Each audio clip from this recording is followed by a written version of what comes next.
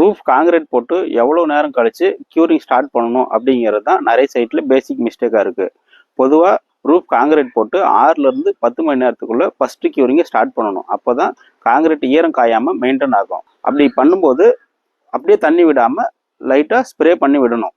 6 மணி நேரத்துக்கு முன்னாடி curing start பண்ணாலும் சர்ஃபேஸ் டேமேஜ் ஆகும். அடுத்த நாள் காலையில் வரைக்கும் காத்திருந்தாலும் காங்கிரீட் ரொம்ப ட்ரை ஆயிரும். இந்த ரெண்டுமே ஸ்ட்ரென்த்தை அஃபெக்ட் பண்ணும். பொதுவாக ஒரு ரூஃப் காங்கிரீட் போடுறோம் அப்படின்னா அன்னைக்கு எவ்வளோ லேட் ஆனாலும் இப்போ காங்கிரீட்டை முடிச்சுட்டு பாத்தி கட்டிடணும். அப்போ தான் அடுத்த நாள் காலையில் வெயிலுக்கு முன்னாடி தண்ணி நிற்க வைக்க முடியும்.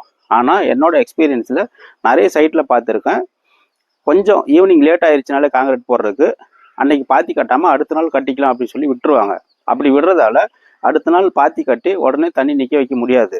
ஏன்னா அந்த பாத்தி செட் ஆகிறதுக்கே ஒரு நாள் ஆகும்.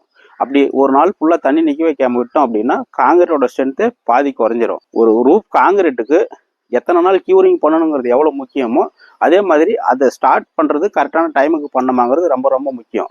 ஸ்டார்ட் டைம் மிஸ் ஆச்சுன்னா ஸ்ட்ரென்த்து கண்டிப்பாக மிஸ் ஆயிரும். இதை கண்டிப்பாக ஒவ்வொரு வீட்டு ஓனரும் எத்தனை நாள் க்யூரிங் பண்ணுறங்கிறத எவ்வளோ முக்கியமாக பார்க்குறோமோ அதே மாதிரி அதை ஸ்டார்ட் பண்ணுறது கரெக்டான டைமுக்கு பண்ணணுமா அப்படிங்கிறத ரொம்ப ரொம்ப முக்கியமாக கவனிக்கணும்.